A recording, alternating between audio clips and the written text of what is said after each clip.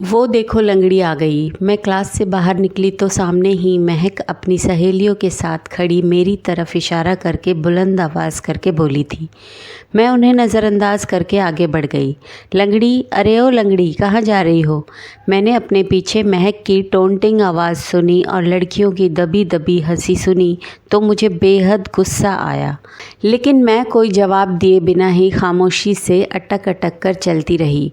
कोई इस लंगड़ी को पकड़ो, कहीं ये गिरकर अपनी दूसरी टांग भी ना तुड़वा ले।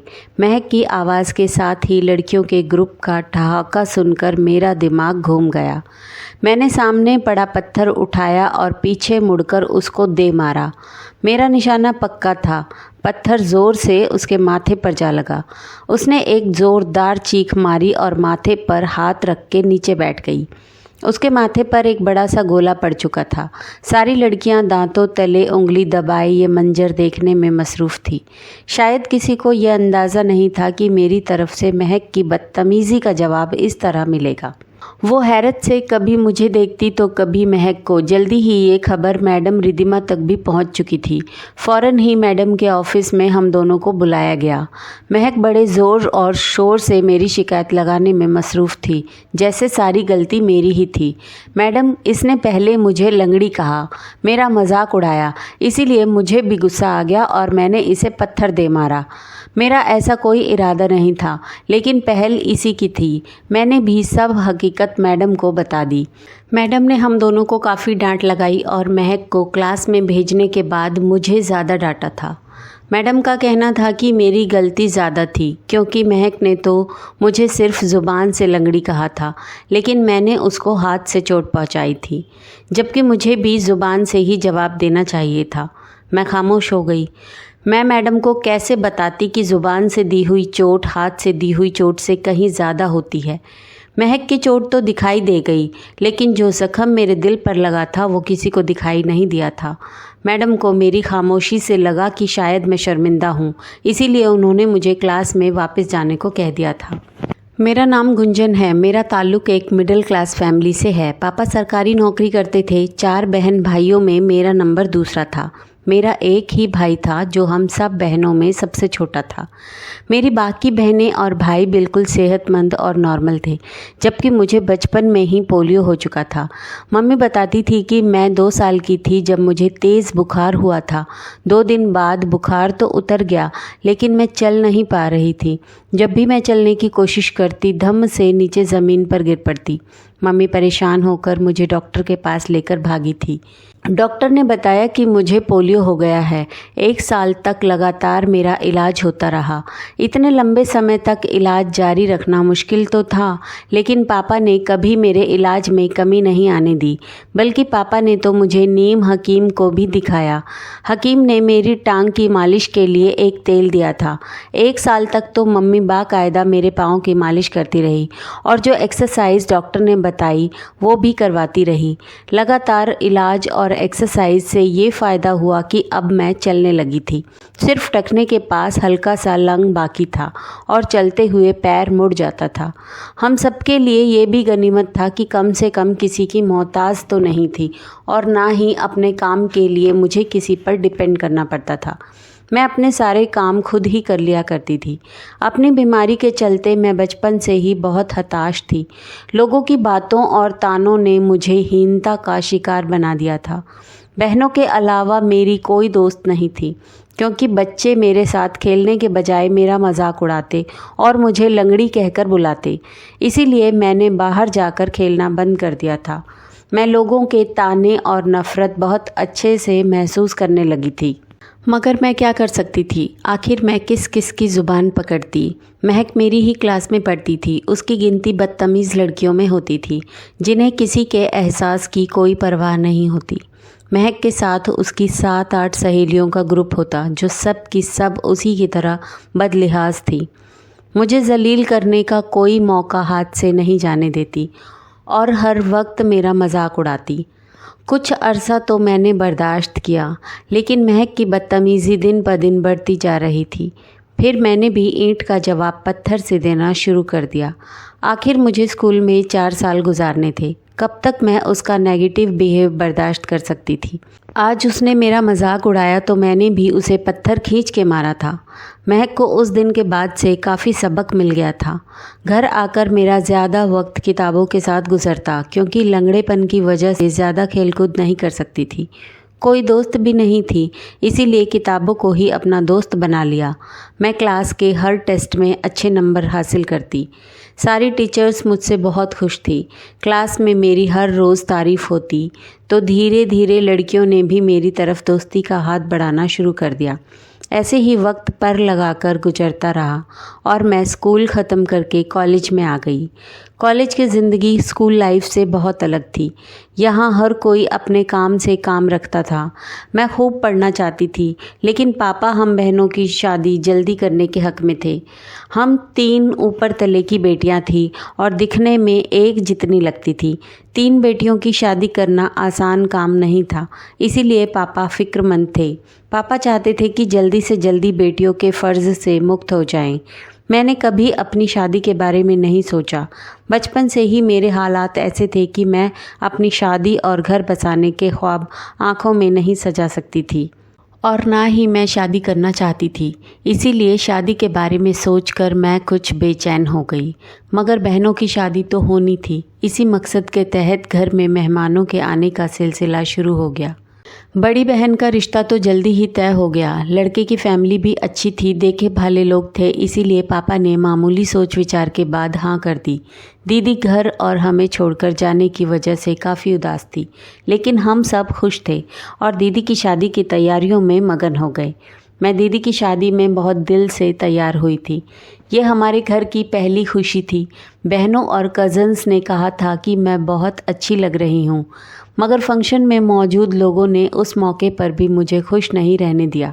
हमदर्दी में कहे हुए उनके लफ्ज़ों ने मुझे काफ़ी तकलीफ़ पहुंचाई थी और मैं एक बार फिर से हीनता का शिकार होने लगी।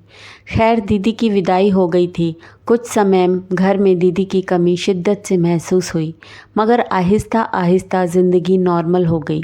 मैं अपने कमरे में पढ़ रही थी जब छोटी बहन दीवा ने बताया कि मम्मी मुझे ड्राइंग रूम में बुला रही है। मैंने सवालिया नज़रों से उसकी तरफ देखा तो उसने बताया कि सविता आंटी आई हुई हैं। सविता आंटी मम्मी की सहेली थी और वो भी उसी कॉलोनी में रहती थी। सविता आंटी के पति वकील थे। सविता आंटी की कोई औलाद नहीं थी, इसीलिए वो हम बहनों को बहुत प्यार करती थी। ख़ास तौर पर मुझे वो बेटियों की तरह चाहती थी। आंटी बहुत शरीफ और हमदर्द थी। मैं ड्राइंग रूम में दाखिल हुई तो अंदर बैठे हुए अजनबी मेहमानों को देखकर मैं ठिठक गई। वो 3 औरतें थीं, जिनमें से 2 काफ़ी पक्की उम्र की और एक की उम्र कम मालूम होती थी। मुझे नहीं पता था कि घर में कोई मेहमान आए हुए हैं। मैं आमतौर पर मेहमानों से नहीं मिलती थी, इसीलिए शायद मम्मी ने मुझसे छुपा रखा था। आओ आओ गुंजन बेटा, इधर आकर बैठो, सविता आंटी ने कहा तो मैं मम्मी की तरफ देखते हुए अंदर चली आई और नमस्ते किया। मेहमान नमस्ते का जवाब देने के बजाय मुझे बड़ी अजीब नज़रों से देख रहे थे। मैं कुछ कंफ्यूज हो गई थी। क्या ये गुंजन है? उन्होंने सविता आंटी से पूछा। जी जी, सविता आंटी मेरी तारीफ़ कर रही थी। माफ़ कीजिएगा, आपकी लड़की में जितनी भी खूबियाँ हों, मगर लंगड़ेपन की कमी हर खूबी पर भारी पड़ चुकी है, वो तमक कर बोली। मम्मी और सविता आंटी के साथ मैं भी हक्का बक्का रह गई। हम में से किसी को उम्मीद नहीं थी कि वो इस तरह मेरी बेइज्जती शुरू कर देंगी।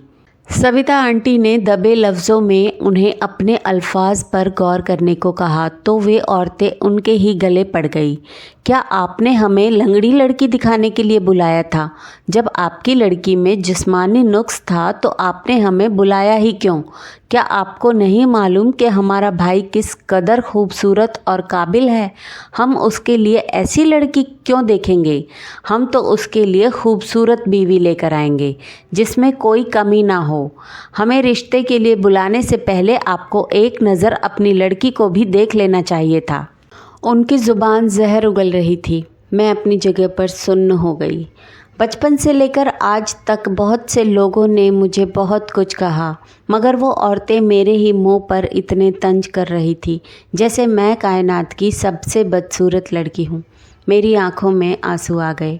आपको हमें पहले ही बता देना चाहिए था। वो गुस्से में फनफनाती हुई उठकर चली गई थी। सविता आंटी बहुत शर्मिंदा थी। वो मुझसे माफ़ी मांग रही थी। मैं खामोशी से उठकर अपने कमरे में आई। मेरे दिमाग में जैसे झगड़े चल रहे थे। अगर मेरी टांग में नुक्स था तो मेरा क्या कसूर था? अपने जिस्मानी नुक्स की मैं खुद जिम्मेदार तो नहीं थी। बीमारी तो ईश्वर की तरफ से थी, मगर लोग मुझे सज़ा देने पर तुल गए थे। अगर उन लोगों को अपने भाई की शादी मुझसे नहीं करनी थी तो खामोशी से भी तो जा सकते थे। इतनी बकवास करने की क्या ज़रूरत थी? मेरा मूड सख्त ख़राब था और मुझे तेज गुस्सा आ रहा था। दीवा ने रात के खाने का बोला तो मैंने उसे भी झड़क कर कमरे से भगा दिया। रात को मम्मी दूध का गिलास लेकर मेरे पास आई तो वो खुद भी बहुत दुखी थी। मैंने मम्मी से साफ कह दिया था कि मैं शादी नहीं करना चाहती, इसीलिए आइंदा किसी मकसद के लिए किसी को घर बुलाने की कोई ज़रूरत नहीं। मम्मी ने वही रिवायती बातें की थी कि औरत का तन्हा ज़िंदगी गुजारना बहुत मुश्किल है और मुझे औरतों की बातों को दिल पर नहीं लेना चाहिए। मैं जानती थी कि मम्मी बाज नहीं आएगी और वो मेरे रिश्ते के लिए अपनी कोशिश जारी रखेगी। इस बात को 4 महीने गुजर चुके थे। इस दौरान सविता आंटी और मम्मी ने मेरे रिश्ते के सिलसिले में काफ़ी कोशिश की, मगर कहीं बात ना बन सकी। मेरे लंगड़ेपन का सुनकर सब लोग रिश्ते के लिए इनकार करते थे। मुझे मम्मी की तमाम चिंताओं का अंदाज़ा था, मगर मैंने चुप्पी साध रखी थी। मेरा ख्याल था कि थक हार कर मम्मी खुद ही मेरी शादी का इरादा बदल देगी। एक दिन मैं कॉलेज से आई तो घर में आए हुए मेहमानों को देखकर चौंक गई। मेहमान लॉन्च में ही बैठे थे और मेरा जायज़ा ले रहे थे। मैं नमस्ते कहकर कमरे में आ गई। मुझे मम्मी की चालाकी पर गुस्सा आ रहा था।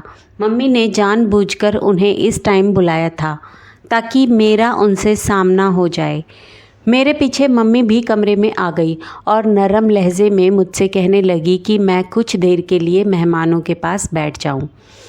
मम्मी से बहस का कोई फ़ायदा नहीं था। मजबूरन मैं मम्मी की बात मानकर चुपचाप मेहमानों के पास चली आई। मुझे वो औरतें काफ़ी सुलझी हुई लगी। उन्होंने ना ही मुझे नीचा दिखाया और ना ही मेरे लंगड़ेपन की वजह पूछी, बल्कि वो दीवा और मुझसे इधर उधर की बातें करती रही। मुझे भी वो औरतें अच्छी लगी। उनकी आंखों में मेरे लिए कोई हीन भावना नहीं थी। मेहमानों के जाने के बाद मम्मी काफ़ी खुश थी। मम्मी ने बताया था कि अच्छे खाते पीते मगर सादा लोग हैं। उनका बेटा रौनित भी काफ़ी पढ़ा लिखा और अच्छी पोस्ट पर है। उनको सलीकामंद और सुलझी हुई लड़की की तलाश है। सविता आंटी ने हमारी बहुत तारीफ़ की, इसलिए ये लोग हमारे घर आ गए थे। मम्मी का कहना था कि ये फैमिली काफ़ी अलग मिजाज की है और पढ़ी लिखी है। मम्मी के मुताबिक उनके अंदाज से लग रहा था कि उन्हें भी हम लोग अच्छे लगे हैं। उन्होंने 2-3 दिन के बाद जवाब देने का कहा। मम्मी को पूरी उम्मीद थी कि यहाँ से मेरे रिश्ते के लिए लाजमी हाँ हो जाएगी। मम्मी की सादगी पर मुझे हंसी आ गई थी। अभी तक किसी ने अपने गए गुजरे लड़कों के लिए भी मुझे नहीं अपनाया था और मम्मी को उनसे उम्मीद थी, जबकि मुझे अपने बारे में ऐसी कोई गलतफहमी बिल्कुल नहीं थी। मैं कॉलेज से वापस आई तो मम्मी काफ़ी चुप थी। मैंने पूछा तो उन्होंने कहा कि उनके सर में दर्द है। साफ लग रहा था कि कुछ छुपा रही हैं और मुझसे नज़रें नहीं मिला रही थी। मैंने भी ज़्यादा कुरेदने की कोशिश नहीं की। मुझे अंदाज़ा था कि मम्मी क्यों चुप थी। जब भी किसी रिश्ते के लिए इनकार होता तो मम्मी ऐसे ही कुछ दिन उदास और परेशान रहती। मैं कपड़े चेंज करके आराम करने के लिए लेट गई। शाम को मेरी आँख काफ़ी देर से खुली। मैं किचन में चाय बनाने के लिए चली गई तो मम्मी के कमरे से बातों की आवाज़ सुनकर वहीं रुक गई। मम्मी पापा को बता रही थी कि रौनित के घर वाले रिश्ते के लिए राज़ी हैं। मैं हैरान रह गई, लेकिन मम्मी की अगली बात सुनकर मुझे धचका लगा था। वो गुंजन की बजाय दीवा से रिश्ता करने के ख्वाहिशमंद है। मम्मी पापा को ये सब बता रही थी। ओह, तो मम्मी इसलिए आज सुबह से परेशान और खामोश थी। पापा चाहते थे कि रिश्ते वालों को हाँ कर दी जाए, क्योंकि रौनित से पापा खुद मिल चुके थे। पापा को रौनित और उसका ख़ानदान बहुत पसंद आया था। पापा का कहना था कि गुंजन का जहाँ नसीब होगा बात बन जाएगी, लेकिन अगर एक बेटी को अच्छा घर मिल रहा है तो इनकार मुनासिब नहीं। दिल तो मम्मी का भी यही था, लेकिन मम्मी मेरी वजह से परेशान थी कि एक बार फिर से गुंजन के दिल को ठेस पहुंचेगी। पापा सांस भरकर चुप हो गए। मैं खामोशी से अपने कमरे में आ गई। पापा ठीक ही कह रहे थे। हमारे जैसे घरों में ऐसे रिश्ते किस्मत से ही आते हैं। अगर उन्होंने दीवा की ख्वाहिश की थी तो इसमें कुछ गलत नहीं था। दीवा कम उम्र और खूबसूरत थी। वो हर लिहाज से रौनक के काबिल थी। अगर मैं लाचार थी तो इसमें दीवा का क्या कसूर था कि मेरी शादी के इंतज़ार में उसकी उम्र गुजार दी जाए। मैंने रात को मम्मी को कह दिया कि वो रौनक के घर वालों को दीवा के रिश्ते के लिए हाँ कर दे। दीवा ने दबे अल्फाज में ऐतराज़ किया कि पहले गुंजन की शादी होनी चाहिए, उसकी शादी की इतनी जल्दी क्या है। लेकिन मैंने दीवा को समझा दिया कि अच्छे रिश्ते हर बार नहीं मिलते और उसकी शादी से पापा की जिम्मेदारी कुछ तो कम होगी। 1 महीने बाद दीवा की शादी की तारीख तय हो गई। बड़ी दीदी भी आ गई। दीवा की शादी पर एक बार फिर मुझे रिश्तेदार और ख़ानदान वालों की तरफ से तानों और हमदर्दी का सामना करना पड़ा। अब की बार लोगों को ये जानना था कि मेरी शादी क्यों नहीं हो सकी और दीवा की पहले कैसे हो गई, और क्या मैं दीवा की शादी से खुश हूँ। कई लोगों ने तो मुझे बतौर ख़ास ये जताया कि मेरे माँ बाप को मेरे साथ ये ज्यादती नहीं करनी चाहिए थी कि मुझसे पहले उन्होंने मेरी छोटी बहन की शादी कर दी और ये मेरे साथ जुल्म है, इसलिए अब मेरी शादी कभी नहीं हो सकेगी। मैं ख़ानदान वालों की बातें सुनकर थक चुकी थी। दीवा के जाते ही मेहमानों ने भी जाना शुरू कर दिया तो मैंने सुख का सांस लिया। मम्मी पापा के अलावा अब घर में सिर्फ मैं और छोटा भाई रह गए थे। घर की रौनक ख़त्म हो गई थी। मैंने खुद को एक बार फिर से पढ़ाई में मसरूफ़ कर लिया। ज़िंदगी के दिन गुजरते जा रहे थे। पापा मम्मी को मेरी फ़िक्र खाए जा रही थी, लेकिन मैं क्या कर सकती थी। उनकी फ़िक्र दूर करना तो मेरे बस से बाहर था। सुबह जब मैं उठी तो मम्मी बहुत खुश थी। मेरे लिए एक बड़े अमीर घराने से रिश्ता आया था। मैंने मम्मी को साफ मना कर दिया कि मुझे किसी से नहीं मिलना। मम्मी का कहना था कि उन्हें मेरे बारे में सब हकीकत मालूम है और उन्हें कोई ऐतराज़ नहीं है, बल्कि वो बहुत राज़ी हैं। मुझे मम्मी की बात पर बिल्कुल यकीन नहीं था। मम्मी ने मेहमानों को घर बुला लिया। मैं डरते डरते मेहमानों के सामने गई। मुझे पूरी उम्मीद थी कि मुझे देखते ही वो उठकर चल देंगे, मगर ऐसा कुछ नहीं हुआ। वो बात आगे बढ़ाने के ख्वाहिशमंद थे। मैं हैरान रह गई। आखिर ये लोग क्यों मान गए थे? इन्हें मेरे लंगड़ेपन पर ऐतराज़ क्यों नहीं हुआ था? ज़रूर इनके लड़के में कोई कमी या ऐब होगा, मगर मेरा ये डर भी दुरुस्त साबित नहीं हुआ था। अंगद हर लिहाज से अच्छे थे। अपना कारोबार था, अच्छी शक्ल सूरत के थे और कोई जिस्मानी खामी भी नहीं थी। सबको अंगद पसंद आए और रिश्ता तय हो गया। अंगद के घर वालों को शादी की जल्दी थी, इसीलिए 1 महीने के अंदर ही मैं दुल्हन बनकर अंगद के घर चली आई। मैं बहुत से डाउट्स लेकर अंगद की ज़िंदगी में आई, लेकिन शादी की पहली रात में सारे डाउट्स गलत साबित हुए। अंगद हर लिहाज से अच्छे शौहर साबित हुए। अंगद के घर में बहुत कम लोग शादी में शामिल हुए। घर की औरतें भी नहीं आ सकी थी क्योंकि वो घर के कामकाज में मसरूफ़ थी। अंगद की भाभियों से सुबह मुलाकात हुई तो ये देखकर मैं हैरान रह गई कि अंगद के घर की सब औरतें लंगड़ी थी। क्या ये सिर्फ इत्तेफाक था या फिर जानबूझकर ये लंगड़ी लड़कियों से शादी करते थे? मैंने दिल में सोचा। अंगद के 3 भाई थे, जबकि घर में सिर्फ अंगद ही होते थे। अंगद ने बताया था कि दोनों भाई दूसरे शहर में काम करते हैं और 2-3 महीनों के बाद घर आते हैं। अंगद का घर काफ़ी बड़ा और ख़ूबसूरत था। रुपए पैसे की कोई कमी नहीं थी। मुझे अब तक ये मालूम नहीं हो सका था कि अंगद और उसके भाई क्या काम करते थे। अंगद ने बताया था कि उनका अपना कारोबार है, लेकिन किस चीज़ का कारोबार था इस बारे में मुझे कोई जानकारी नहीं थी और ना ही अंगद ने बताया था। मैंने भी ज़्यादा कुरेदने की कोशिश नहीं की।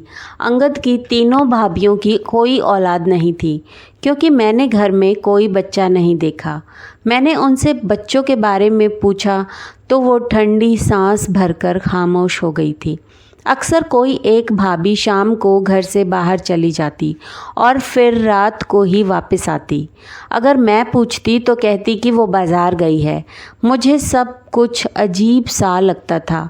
ऐसा लगता था जैसे मुझसे कुछ छुपाने की कोशिश कर रहे हैं, मगर कुछ समझ नहीं आ रहा था। कुछ दिन से मेरी तबीयत काफ़ी ख़राब थी।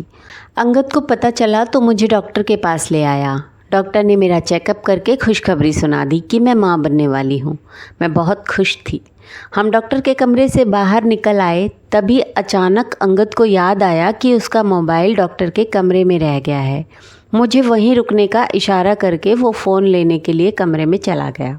मैं खड़े खड़े थकने लगी तो डॉक्टर के ऑफिस की तरफ चली गई ताकि अंगद को बुला सकूं। डॉक्टर के कमरे का दरवाज़ा थोड़ा सा खुला हुआ था और बातों की आवाज़ें आ रही थी। अंगद डॉक्टर से इतनी देर से क्या बात कर रहा था? मुझे कुछ हैरत हुई। मैं दरवाजे से कान लगाकर उनकी बातें सुनने लगी, लेकिन सब कुछ सुनकर मेरे होश उड़ गए। मैं दंग रह गई।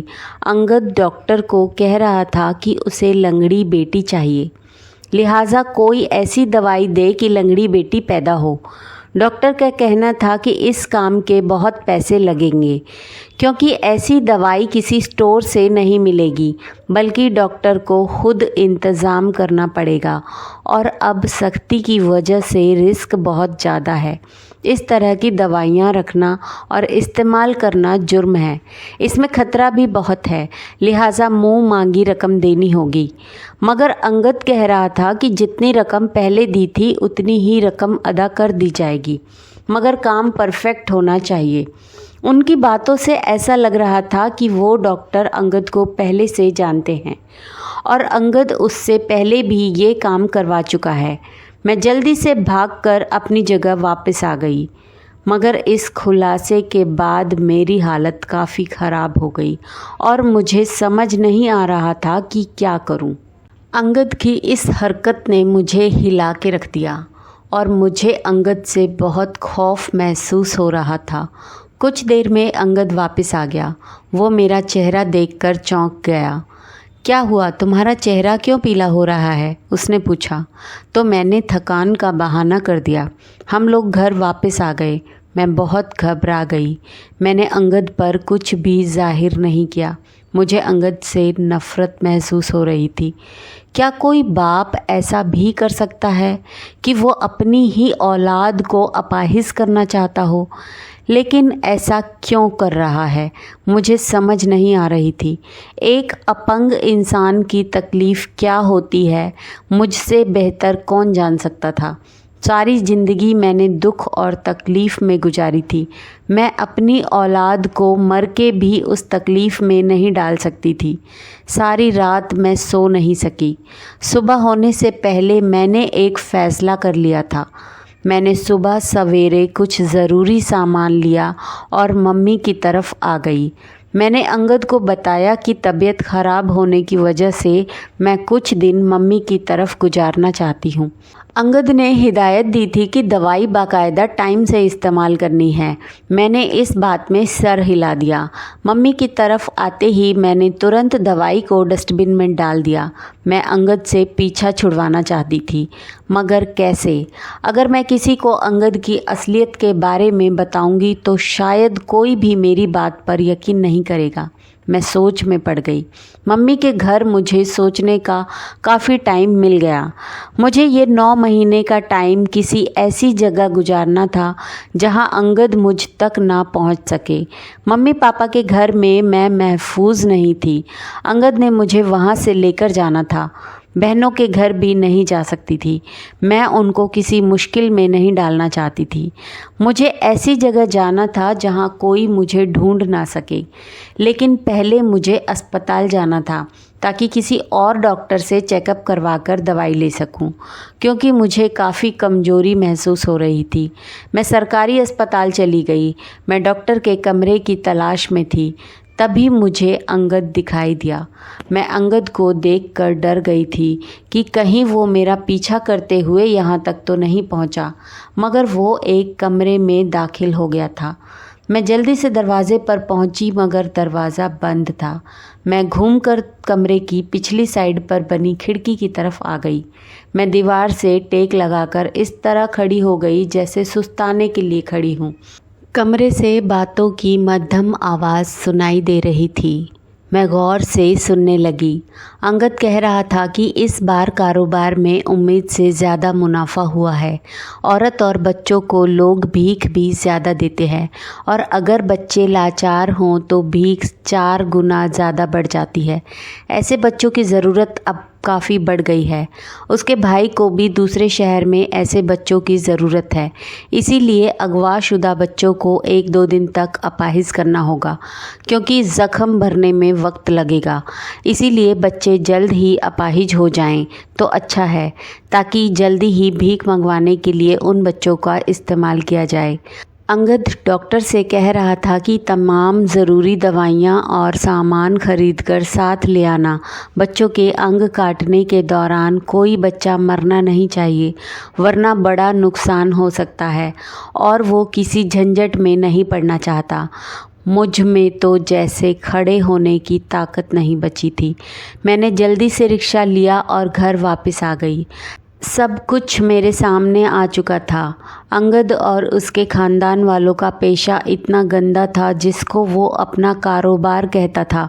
उसके दोनों भाई भी दूसरे शहर में उसी पेशे में शामिल थे। शायद भाभीयों के लाचार बच्चे भी वहीं पर भीख मांगते हों। मैं जानती थी कि बच्चों के हाथ पैर काटकर भीख मंगवाना धंधा बन चुका है, मगर इस बात की जानकारी नहीं थी कि इस धंधे में डॉक्टर्स तक शामिल थे। डॉक्टर अगवाशुदा बच्चों के अंग काटकर बच्चों को अपाहिज करते थे और फिर उनसे भीख मंगवाई जाती थी। इसके अलावा पैदाइश से पहले भी माँ के पेट में ही दवाइयों के जरिए बच्चों को अपंग कर दिया जाता था। यहाँ मुझे अंगद से बहुत नफ़रत महसूस हो रही थी। वो ना सिर्फ बच्चों से भीख मंगवाते बल्कि उनकी किडनैपिंग में भी शामिल था। यहाँ तक कि वो अपनी औलाद के साथ भी ऐसा करना चाहता था। अंगद का मुझसे शादी करने का मकसद ही शायद ये था कि वो मुझसे भीख मंगवा सके।